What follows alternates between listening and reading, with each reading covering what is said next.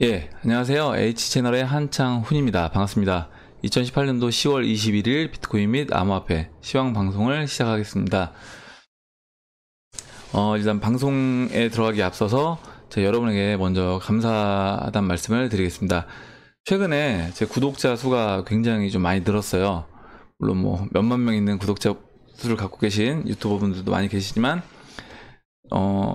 제가 거의 한 달 동안 한 100명 정도 구독자 100명 좀 넘게 구독자분들이 계셨는데, 제가 이제 지금 2달이 채 안 됐는데 유튜브 방송을 한지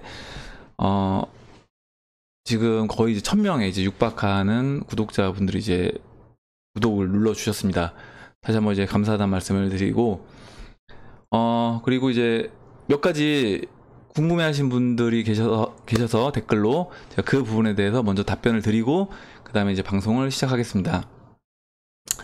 첫 번째는 뭐냐면, 그 댓글을 제가 이제 몇 개 댓글들을 제가 이제 삭제를 했습니다. 삭제를 했는데, 그 삭제된 댓글, 그리고 어떤 기준을 갖고 삭제를 했느냐, 이거랑 그 제가 댓글에 이제 답글을 다는데, 그 답글을 다는 조건이 나름 있습니다. 그 부분에 대해서 먼저 말씀을 드릴게요.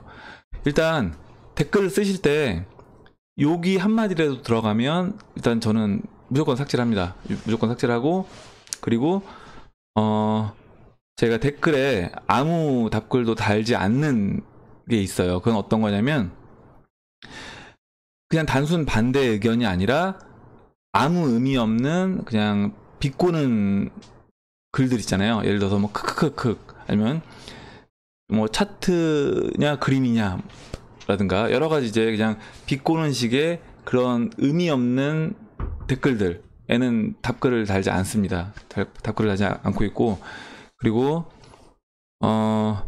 대신 이제 반대 의견이라든가, 아니면 왜 비트코인이 앞으로 이제 자기는 가지 않을 거다, 0으로 수렴한다 라는 어떤 의견을 제시를 해 주셨을 때, 그 부분에 대해서 이게 무슨 가치가 있느냐 라든가, 뭔가 질문 형태의 그런 정상적인 반대 의견들은 제가 이제 답글로 쓸 수 있는 건 답글로 쓰고, 답글로 다 이제 답하기가 곤란한 좀 내용이 많은, 아니면 뭔가 설명해야 될 부분이 있는 것들은 제가 이제 영상을 통해서 답변을 해드리고 있습니다. 예, 그 세 가지 기준에 의해서 하고 있고요. 그리고 이제 오늘 한 분이 또 댓글에 뭐라고 적어주시냐면, 이렇게 자기는 정보를 받아서 좋은데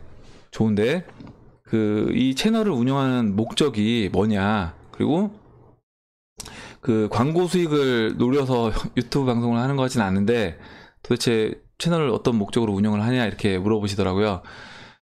일단 제 그 영상 설명 부분에 보면 제가 채널 운영 목적에 대해서 이제 써놨습니다.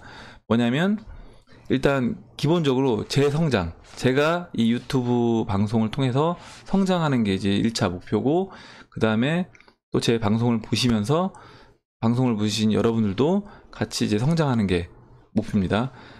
일단 제가 방송을 하려면 준비를 해야 되잖아요. 공부를 해야 되고, 물론 이제 제가 이 분야가 제가 관심을 갖고 있는 분야고 제가 계속 하는 일이기 때문에, 트레이딩도 뭐 여러분들한테 이제 하기 위해서 공부를 안 해도 되지 않냐, 그건 아닙니다. 근데 왜냐면 여러분들이 분명히 이제 질문을 해주시고, 또 제가 모르는 부분이 있고, 질문해 주신 부분하고 또 새로운 어떤 뭐 코인들이 발굴했을 때 그런 거에 대해서 여러분들이 이제 의견을 주시면 제가 그 부분에 대해서 뭐 답변을 다 할 수 있는 그런 수준이 아니에요. 저도 그렇기 때문에 다 찾아보고 검색을 하고, 뭐 아니면 다른 유튜버 분들 방송도 보고, 이렇게 해서 정보를 취합해서 거기에 제가 보는 관점을 넣어서 이제 설명을 드리는 것 뿐인 겁니다.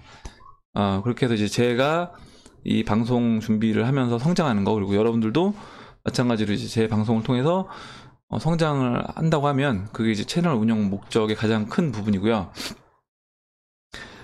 또 한 가지는 이제 이런 거죠. 뭐냐면, 그 로저버가 비트코인을 2014년도에 이제 가지고 와서 세계를 돌아다니면서 이제 막 미더블 하잖아요. 미더블 하고 세미나를 합니다. 그 이유는 저변을 이제 확대시키는 거예요.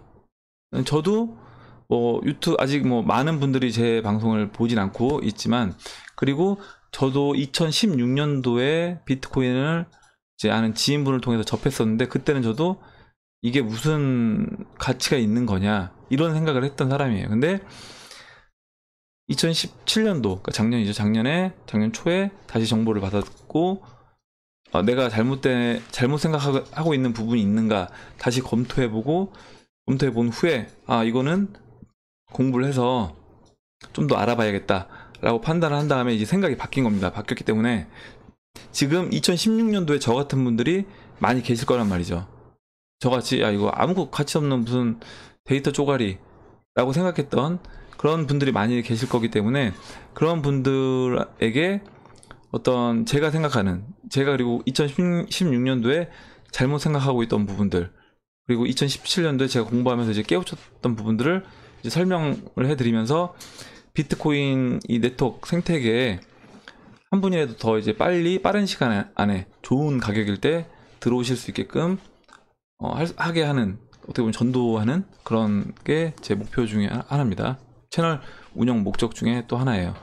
그리고 이제 말씀하셨던, 만약에 인원이 진짜 많이 늘어나서 구독자분들도 많이 늘어나고 제 영상에 뭐 광고도 많이 실려서 제가 부수적으로 어떤 광고 수입이 들어온다고 하면, 뭐 그것도 보너스처럼 기분 좋게 이제 받아들일 수 있는 거겠죠. 네, 뭐 그 외에도 뭐 다른 운영 목적이 있을 수 있겠지만, 일단은 크게는 이렇게 세 가지 이제 말씀을 드릴 수가 있겠습니다. 예. 그리고 그럼 이제 방송을 시작하겠습니다. 비트코인부터 설명을 하겠습니다. 일단 비트코인 달러 일봉 차트고요. 보시면 일단 제가 제 영상을 이제 계속 보신 분들도 계시겠지만, 또 중간에 들어오신 분들도 계실 것 같아서 제가 보는 큰 관점을 한번 먼저 설명을 드릴게요. 비트코인은 이제 2016년도부터 이제 바닥을 다지고 계속 올라오다가 2017년도부터 이제 본격적인 상승이 일어나면서 이렇게 2017년 말에 큰 상승을 했습니다. 이거는 뭐냐면 에너지를 발산한 거예요. 에너지를 발산한 것이고, 보시면 이 이동평균선을 보시면, 이동평균선이 부채를 펼친 것처럼 이렇게 쫙 펼쳐집니다. 이게 이제 에너지가 발산이 된 거죠. 발산됐고, 그 이후에 2017년 말부터 지금 현재까지 이제 수렴을 합니다. 수렴 기간을 거쳐서 에너지가 이제 모이고 있어요. 에너지가 응축되고 수렴을 합니다. 보시면 이동평균선이 지금 현재 6,735달러, 6,700달러 이 근처에 모여 있습니다. 이동평균선들이 모여 있어요. 그래서 그럼 이제 차후에는 어떻게 되냐? 에너지가 발산되고 수렴됐잖아요. 그러면 다시 발산할 때죠. 이제 수렴이 됐으니까, 에너지가 응축이 됐으니까 발산할 때고, 발산을 한다고 하면 어디로 발산할 것인가? 아래로는 공간이 굉장히 이제 좁다. 그래서 이렇게 큰 발산을 하기에는 상방으로 발산을 해야 된다. 그래서 저는 지금이 이제 비트코인을 투자하기에는 좋은 적기라고 이제 보고 있는 겁니다. 그리고 이제 지금 이제 차트를 좀 자세하게 이제 설명을 드릴게요. 우선 보시면 일단 그 검정색 이동평균선인 이 121평선, 121이평선, 그리고 갈색인 200일 이동평균선, 그리고 초록색 50일, 빨간색 15일 이동평균선이 있습니다. 근데 아까 이제 상승하실 때 보면 이때는 반대죠. 단기 이평선이 맨 위에 있습니다. 15, 50, 120, 200 이렇게 있어요.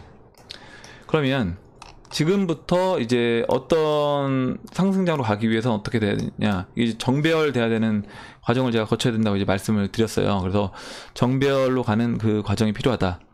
그러려면 일단 이 15하고 20 이평선은 아마 조만간에 일단 골든 크로스가 나면서 이제 15일 이평선이 이 50일 이평선, 50일 이평선 위로 이제 올라오리라 봅니다.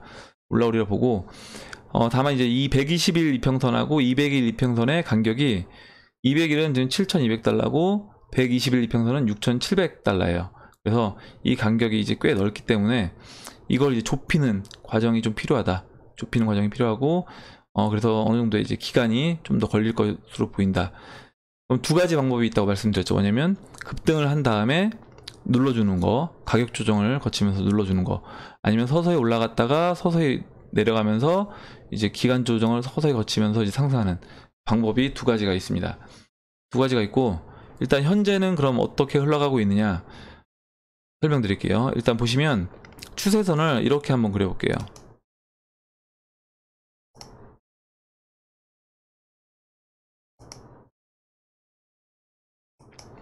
지금 이 삼각수렴에서 아래로 이탈된 뒤에 10월 15일날 그 테더 이슈를 빌미로 해서 이 상단부 삼각수렴의 상단부를 돌파하면서 이제 안착한 모습이 나왔습니다. 121선에 안착한 후에 그 다음에 지금 눌러줬는데, 어디까지 눌러줬냐면 이 상승, 이 추세선, 빨간색으로 보이는 이 추세선에, 즉 추세선과 이 상승하고 있는 이 추세선이 만나는 이 자리까지 딱 눌러주고 반등이 나왔어요.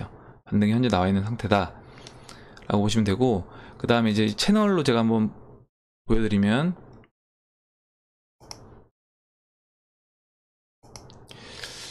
이렇게 됩니다. 보시면 이렇게 그릴 수가 있는데요. 좀 더 이제 길게 한번 늘려볼게요. 예. 그러면 지금 이 채널에서 상승을 하다가 채널을 하향 이탈하고 다시 위로 이탈하고, 거의 대부분은 이 채널 안에서 지금 움직이고 있습니다. 움직이고 있고, 채널 하단부에서 이제 반등이 나왔죠. 반등이 나왔고, 일단은 지금 이 200일 이평선이 이제 평평하게 이제 됐습니다. 평평하게 됐고, 저는 이제 이 채널을 따라서 움직이다가 200일 이평선 있는 이 자리까지는 이 채널을 따라 이제 움직일 거로 예상을 하고 있어요. 제 예상인데 단기적인 예상이기 때문에 이제 틀릴 확률이 충분히 있습니다. 감안하시고, 그리고 이제 4시간 봉을 한번 볼게요. 4시간 봉을 보시면 지금 4시간 봉에서도 마찬가지로 이 15일 이평선, 그리고 120일 이평선, 50 이평선, 갈색 이평선이 이 채널 때문에 이평선이 잘 안 보이니까 보시면 갈색 이평선인 이 200일 이평선이 이렇게 중간에 껴 있습니다. 근데 지금 보시면 지금 보시면 이 50일 이평선하고 15일 이평선, 그리고 지금 검정색 120일, 갈색 200일 이평선이 거의 이제 모여 있는데, 여기서 이제 조그만 상승이 나오면 이 정배열로 될 수 있는 4시간 봉은 먼저 정배열로 만들 수 있는 그런 상황이 됐기 때문에 이 지금 4시간 봉에서 아까 그렸던 채널을 따라서 상승하면서 정배열이 나오는 모습이 보여질 거라 이렇게 예상을 하고 있습니다. 비트코인은 이제 여기까지 설명을 드릴게요. 알트에서는 제가 오늘은 이제 이더만 설명을 드리겠습니다. 이더만 설명을 드리는데, 이더 비트 차트 일봉 차트고요. 보시면 이렇게 삼각수렴을 거쳐서 하향 이탈하고 아래로 내려오고, 지금 다시 횡보를 거치다가 보시면 이 빨간색인 15일 이평선과 만났는데, 이때 이제 터치했던 부분은 이 하락 추세선 터치하고 다시 떨어졌고, 지금 이 15일 이평선을 지금 터치하기 지금 직전인 상황입니다.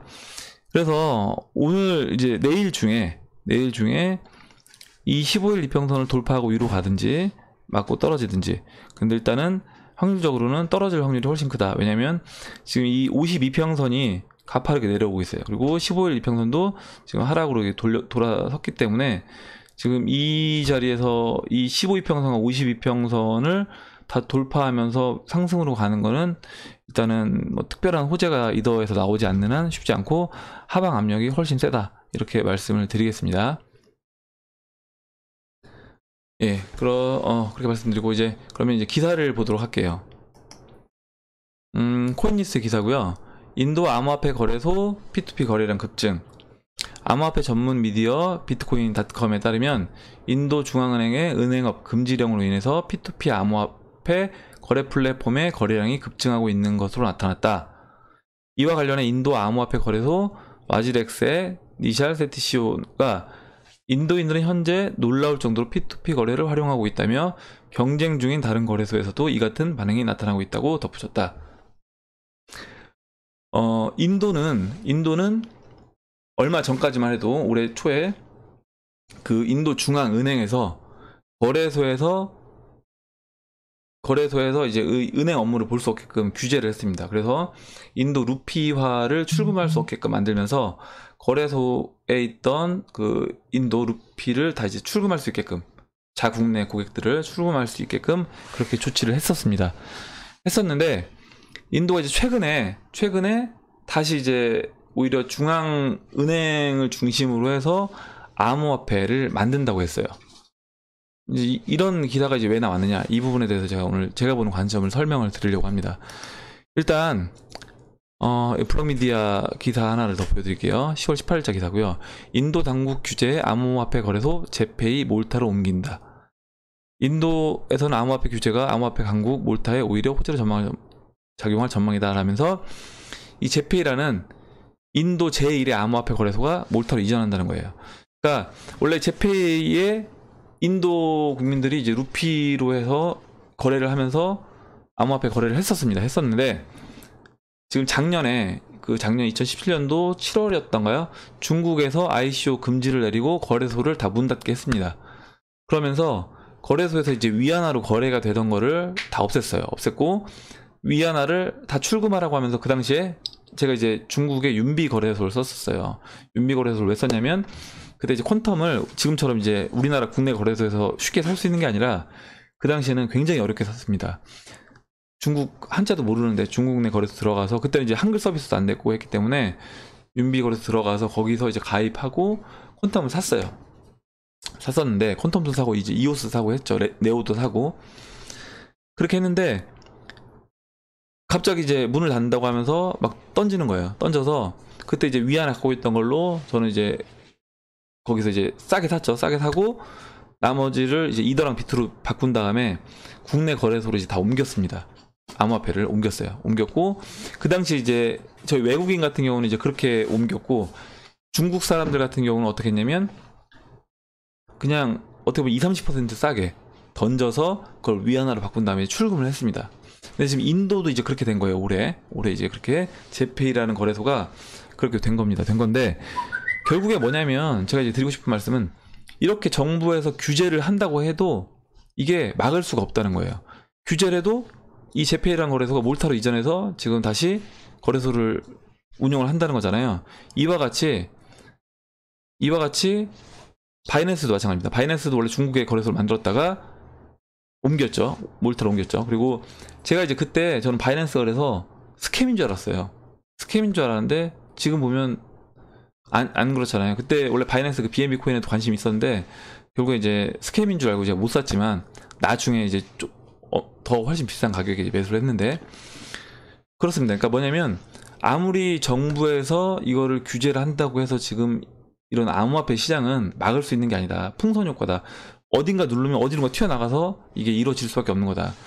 그리고 아까 이 기사에 보셨던 것처럼 거래소를 막아도 P2P 거래를 한다는 거예요. P2P 거래를 해서라도 암호화폐 거래는 막을 수가 없다. 막을 수가 없는데 그러면 왜 이런 현상이 벌어지는가? 제가 이제 그 환율 차트를 계속 보여드리잖아요. 그러면 인도도 마찬가지예요. 인도가 2008년도 금융위기 때 인도가 1달러가 한 39루피 정도 되는 겁니다. 그 정도 됐는데 현재는 얼마냐면 73.475예요. 예. 73.475니까 거의 뭐 2배에 거의 육박하는, 2배 조금 안 되지만 뭐 2배에 육박하는 그 정도로 이제 환율, 그러니까 인도 루피와 가치가 떨어진 겁니다. 달러 가치가 이제 올라가고. 그러면 지금 인도 국민들이 이렇게 거래소에서 암호화폐를 찾고 거래소를 문을 닫게 하고 은행 업무를 못 보게 해도 P2P 거래를 활용해서 매매를 한다는 거는 어떻게 보면 당연한 거예요. 왜냐면 빨리 이 루피를 달러로 바꾸고 싶기 때문인 거죠.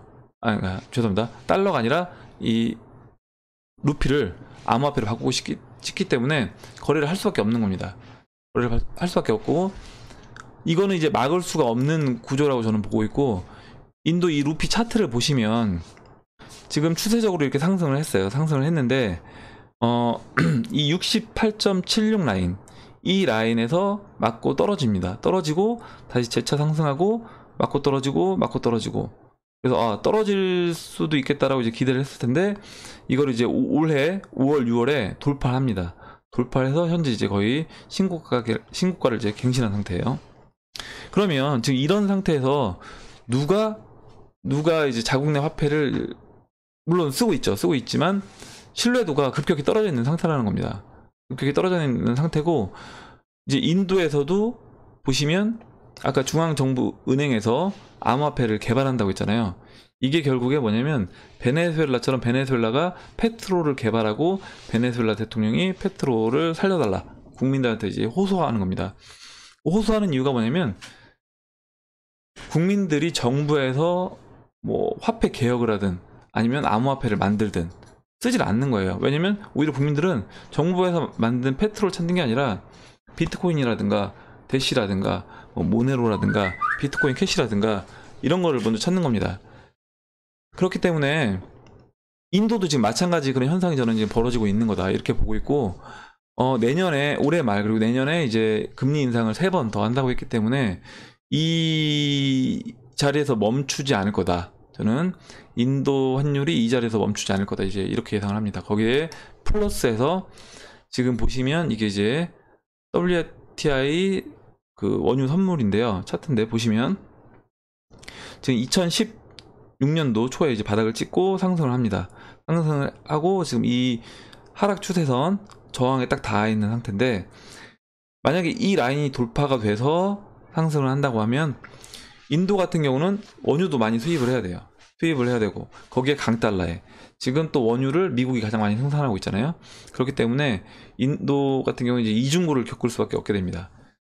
원유 값이 올라가고 거기에 플러스 강달러, 이렇게 이중고를 겪을 수밖에 없게 된다. 예, 이렇게 말씀을 드리겠습니다. 그래서 이제 이런 현상이 인도에만 국한된 것이 아니라 지금 전 세계적으로 제가 봤을 때는 이제 그러니까 반미, 친중 국가들을 대상으로 해서 이런 일들이 지금 벌어지고 있다라고 이제 보고 있습니다.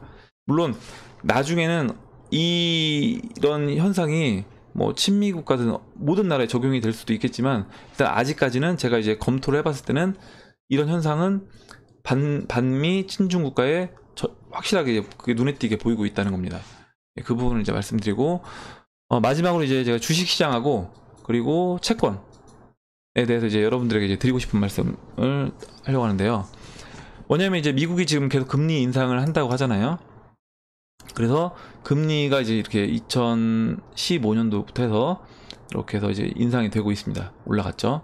올라갔는데 이 올라간 게 뭐 이때도 올라가지 않았냐, 이때도 올라가지 않았냐 이렇게 생각하실 수 있습니다. 근데 이 1980년도 고점을 찍고 금리가 이제 쭉 이제 하락 추세를 겪었는데 이제 이번에 상승은 다르다는 거예요. 이번에 상승은 다르다. 어떤 거랑 다르냐? 이때 상승했던 금리 인상과는 다르다는 겁니다. 뭐가 다르냐면 채권을 보여드릴게요. 채권을 보시면 채권 차트가 지금 로그가 적용된 월봉 차트입니다. 보시면 채권 가격이 이렇게 계속 지속적으로 우상향을 했습니다. 우상향을 했는데 채권 가격이 이렇게 우상향을 하다가 이제 최근에 이 추세선을 이탈을 했어요. 이탈을 했습니다. 이탈하고 이제 하락을 하고 있죠. 하락을 하고 있습니다. 근데 이게 1983년도부터니까 거의 이제 20년에 육박한, 죄송합니다. 40년에 육박한 기간이에요. 40년에 육박한 그 기간 동안 추세적으로 상승하던 채권 가격이 이탈을 했다는 겁니다. 추세를 이탈을 했다는 거예요. 굉장히 이제 의미가 있고, 이 추세 이탈하는 것이 아까 말씀드렸던 이 금리 인상, 이 자리인 거다. 그래서 이때 상승은 하고는 다르다. 이때 상승하고는 이때 금리가 인상하면서 채권 가격이 이렇게 단기적으로 떨어졌던 거는 이 상승 채널 안에서 떨어진 건데, 지금은 이 상승 트렌드를 완전 이탈한 상황이다. 그래서 지금 채권 이 추세선 이탈은 굉장히 좀 의미가 있다라고 이제 말씀을 드리겠습니다. 그럼 이제 이 부분을 제가 어떻게 보는지 이제 여러분들에게 말씀을 드릴게요. 일단 이거는 나스닥 차트예요. 나스닥 차트인데 뭐 다우 차트도 큰 차이는 없습니다.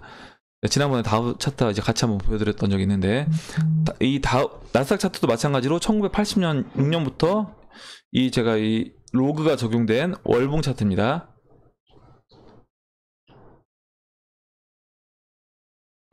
보시면 이렇게 이 채널 안에서 움직였어요. 그러면 이건 뭐냐? 이때는 이제 닷컴 버블일 때 상당히 고평가되어 있던 영역인 거죠. 그러면 지금은 어떠냐? 지금도 그러면 저는 이제 고평가 영역이다. 나스닥이 지금 일단 이 채널 뭐 중반에서 움직인다라고 하면 나스닥이 그냥 뭐 고평가다 저평가다 이제 논하기가 쉽진 않겠지만, 일단 이 채널을 벗어난 영역에 위치하고 있기 때문에 상방으로 약간 오버슈팅된 그런 부분에 있다. 그러면 이렇게 볼 수 있는 거예요. 이렇게 해서 계속 올라갈 수 있지 않냐? 물론 올라갈 수 있습니다. 올라갈 수 있어요. 그건 뭘 의미하냐면 이거예요. 그러니까 일단 채권하고 주식에 대해서 어떻게 움직이는지 헷갈리시는 분들이 있을 수 있어요. 왜냐면 저 같은 경우는 이제 주식시장에 10년 동안 있었지만, 주식시장하고 채권시장을 아예 접해보지 않고 암호화폐 시장으로 바로 들어오신 분들이 꽤 있더라고요. 작년에 이제 막 불장일 때. 그래서 이제 그 부분에 대해서 먼저 설명을 간단하게 드리고 이제 말씀을 드릴게요. 뭐냐면 일반적으로 채권 가격이 올라가면 주식 가격은 이제 떨어집니다. 주가는 이제 떨어지게 돼 있어요. 그리고 반대로 주가가 올라가면 채권은 떨어지는 거죠. 이제 예를 들어서 한번 설명을 드려볼게요. 이때 이제 98년도부터 2000년도까지 나스닥 지수가 이제 크게 상승을 했습니다. 하고 2000년도부터 2002년도까지는 하락을 했죠. 그러면 채권은 반대로 움직였을 거예요. 반대로 채권을 볼게요. 채권 98년도부터 채권은 반대로 하락했죠. 엄청난 큰 하락을 했습니다. 아까 나스닥 큰 상승했던 것처럼. 그리고 그 이후에 나스닥이 하락할 때 채권 가격은 오히려 이제 올랐습니다. 2008년도 한번 금융위기 때 볼게요. 금융위기 때 채권이 2008년도 5월부터 해서 하락을 했습니다. 채권이 아니라 죄송합니다. 나스닥 주가가 하락을 했죠. 그리고 2009년도부터 상승을 했습니다. 2008년도를 보면 2008년도 1월 2008년도부터 채권 가격이 하락을 하고 잠깐만요.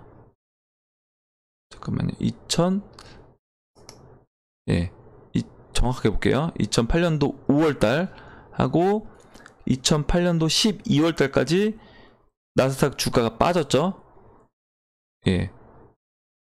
6월달에서 5월달에서 12월달까지입니다.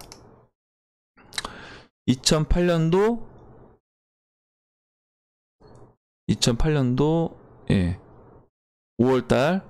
5월달에서 보시면 이게 지금 차트가 굉장히 채권 가격이 낮게 돼 있는데 2달 동안 이렇게 상승을 했어요. 그리고 8월달까지, 그리고 2008년도 채권 가격이 9월달에는 떨어지고 12월달부터는 채권 가격이 이제 상승을 했네요. 상승을 했습니다. 이렇게 상승을 했어요. 채권 가격이 상승하고 2009년도 1월부터 채권 가격이 하락하면서 이제 주식시장이 상승을 한 겁니다. 이 트렌드를 보셔야 될 것 같아요. 왜냐면 제가 좀 설명을 좀 이렇게 매끄럽게 못했는데, 2007년도부터 이 짧은 구간을 보시지 마시고 2007년도 후반부터 하락장이 시작됐다고 하면 2007년도 후반부터 채권 가격은 상승을 했다. 이 추세로 상승했다. 물론 이 단기간에 이렇게 약간 N자 상승을 하면서 하락했던 부분이 있긴 하지만, 추세적으로 2007년도부터 채권 가격은 상승을 하고 2009년도 1월부터는 채권 가격은 하락을 했다. 이렇게 이제 보시면 되겠습니다. 그러면 이제 지금 현재는 어떠냐? 지금 현재는 채권 가격이 이렇게 빠졌죠. 채권 가격이 빠졌습니다. 언제부터 빠졌냐면 2016년 7월부터 빠졌죠. 반대로 나스닥은 2016년 7월부터 보시면 상승을 했습니다. 이렇게 지속적인 상승을 했어요. 그러면 지금까지는 제가 이제 지난 과거를 설명드린 거잖아요. 지난 과거를 설명드렸고, 앞으로 이제 어떻게 움직일 것인가, 앞으로 어떻게 움직일 것인가를 이제 제가 보는 관점을 이제 말씀드릴게요. 일단 채권이 이 40년 가까운 이 장기 상승 추세를 이탈을 했다. 그런데 금리를 추세적으로 더 인상을 한다고 했습니다. 3번. 금리를 인상을 한다고 하면 당연히 이 채권 가격은 어떻게 되냐면 금리가 인상되니까 채권 가격은 이제 빠지겠죠. 채권 가격은 빠질 겁니다. 금리가 인상되면서 이제 빠질 겁니다. 빠지면 채권 가격이 추가적으로 더 하락하니까 나스닥 차트는 지금 이제 최근에 이제 빠졌잖아요. 빠졌는데 나스닥 차트는 여기서 추가적으로 더 상승할 수도 있습니다. 이제 예, 이렇게 지금 이때도 눌러주고 채널 돌파하고 눌러주고 상승했던 것처럼 지금도 눌러주고 상승할 수 있다. 상승을 할 수 있는데 중요한 건 뭐냐면 이겁니다. 뭐냐면 지금 이렇게 상승을 여기서 더 올라가면 올라갈수록 급락이 나올 수 있는 위험도는 더 커지는 거예요. 그러면 이 채널을 벗어난 상태에서 나스닥 차트가 지속적으로 계속 상승을 한다고 하면 어느 순간에는 이렇게 급락하는 패턴이 나올 거다. 이와 같이 나왔던 것처럼 이런 패턴이 나올 거다. 그러면 뭐 그 타이밍을 사실 정확하게 예측하는 거는 이제 쉽지 않습니다. 그 타이밍을 정확하게 예측하는 건 쉽지 않은데 이게 그럼 암호화폐 시장하고 이제 어떤 관계가 있느냐? 일단 이거죠. 뭐냐면 지금 주식시장이 현재 위치는 이제 여기에 있습니다. 여기 있는데 일단 고점이라고 제가 말씀드렸잖아요. 고점이라고 말씀드렸고 저는 이제 두 가지의 경우를 지금 보고 있어요. 두 가지 경우를 보고 있는데 어떤 경우냐면 한 가지는 그냥 기존 패턴대로 채권은 추가적으로 더 빠지고 주식은 상승하는 경우, 채권은 하락하고 주식은 상승하는 경우, 이때는 암호화폐 시장은 좀 더 더디 올라갈 수 있다. 이 부분이고 좀 시간이 다소 더 걸릴 수 있다는 거고, 만약에 기존 패턴하고 약간 다른 패턴이 나올 수 있다. 뭐냐면 채권 가격이 하락하는데 지금 나스닥이나 다우 지수가 굉장히 이제 고점 징후가 보이고 있어요. 고점 징후가 보이고 있기 때문에, 그리고 고평가 상태이기 때문에 나스닥 차트도 언제 저는 하락할지 모른다고 이제 보고 있습니다. 그러면 채권 가격과 주식 시장이 장기적으로는 그렇게 가기 힘들지만 단기적으로는 같이 동시에 하락할 수도 있다. 이렇게 보고 있습니다. 그러면 그 단기적으로 동시에 하락을 한다고 하면 그 돈이 어디로 갈 것인가 라고 했을 때 저는 그 돈은 결국에 갈 수 있는 곳은 이 암호화폐 시장이 될 것이다 라고 이제 보고 있어요. 그렇게 되면 아마 암호화폐 시장에 단기간에 이제 급상승이 나올 수도 있습니다. 예, 그래서 저는 이제 두 가지 경우로 보고 있다. 원래 기존의 패턴대로 채권 가격 하락, 주식 가격 상승, 그러면서 주식 가격이 다시 하락하면서 암호화폐 시장이 천천히 상승하는. 그래서 2020년까지 제가 이제 말씀드렸던 2020년까지 장기간 2015년도부터 이제 암호화폐 시장 올라왔던 모습 있잖아요. 16년도부터 해서 거쳐서 이렇게 바닥을 다지면서 올라왔던 그런 형태로 상승이 나올 수 있고, 그게 아니라 만약에 단기적으로 채권 가격과, 두 번째 경우는 단기적으로 채권 가격과 주식 가격이 같이 동시에 하락이 나온다면 그 돈이 암호화폐 시장으로 단기간에 몰릴 수 있다. 예, 이렇게 이제 제가 보는 그 관점을 설명을 드렸습니다. 이거는 어디까지나 그냥 제가 시장을 보는 관점이기 때문에 당연히 뭐 이제 이대로 안 움직일 수도 있겠지만 저는 이 두 가지 경우에 한 가지 패턴으로 갈 거라고 이제 보고 있어요. 예, 그러면 이상으로 2018년도 10월 21일 비트코인 및 암호화폐 시황 방송을 마치도록 하겠습니다. 도움이 되셨다면 좋아요와 구독 버튼, 그리고 알림종 버튼을 눌러주세요. 감사합니다.